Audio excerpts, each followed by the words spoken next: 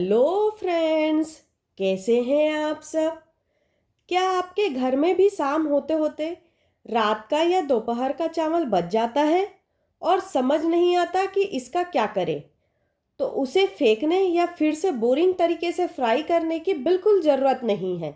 आज हम बनाने वाले हैं बचे हुए चावल से एकदम क्रिस्पी, कुरकुरे और मसालेदार लेफ्ट ओवर राइस पकोड़े।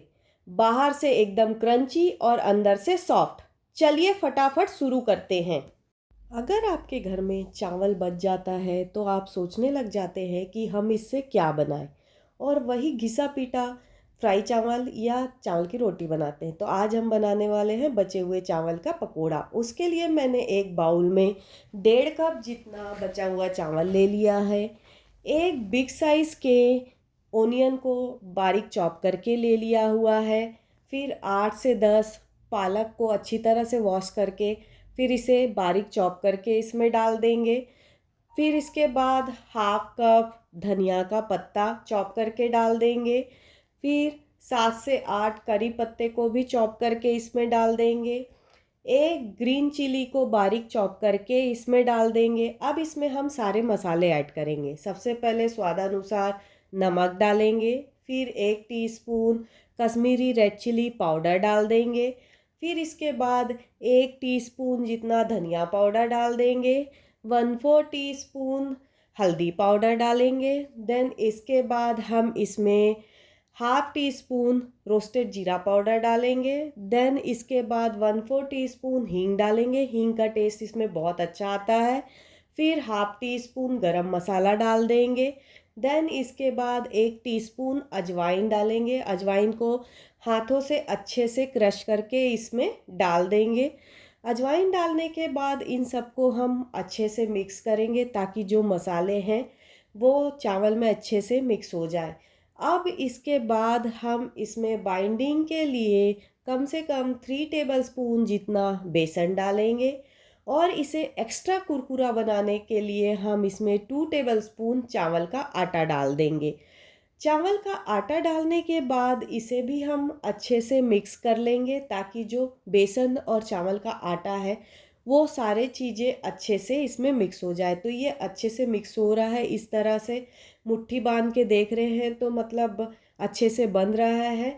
अब इसमें हम 2 टेबलस्पून जितना पानी डाल देंगे ताकि जो एक पकोड़े की कंसिस्टेंसी इसमें आ जाए।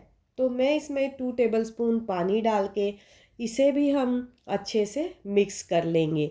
तो यहाँ पर मैंने इसे अच्छे से मिक्स कर लिया है। अब हमारे पकोड़े बनाने के लिए बैटर रेडी है। अब हम पकोड़े बनाना स्टार्ट करेंगे। तो उसके लिए मैंने ऑयल गरम करने के लिए चढ़ा दिया था। ऑयल हमारा गरम हो गया है। अब एक एक करके हम इसमें गोल गोल से पकोड़े डाल देंगे। जितना इसमें आ सकता है उतने पकोड़े मैंने इसमें डाल दिए हैं। अब इसे दोनों साइड से हल्का ब्राउन होने तक हम फ्राई करेंगे। तो अब इसे हम हल्का अलट पलट के फ्राई कर लेंगे। तो यहाँ पर हमारे पकोड़े फ्राई हो चुके हैं। अब इसे निकाल के इसी तरीके से हम सारे पकोड़े को बना लेंगे। तो यहाँ पर मैंने इसे निकाल लिया है और दूसरा बैच भी इसमें डाल के मैंने पकोड़ों को फ्राई करके निकाल लिया। अब इसे एक प्लेट में डालेंगे। तो यहाँ पर मैंने एक प्लेट ले लिया है। इसमें हम सारे पकोड़े को डाल देंगे। सारे पकोड़े को डालने के बाद अब इसके ऊपर हम हल्का चाट मसाला छिड़क देंगे। चाट मसाला से इसका टेस्ट और निखर के आ जाता है। अब उसके बाद चॉप्ड धनिया पत्ती से गार्निश कर देंगे।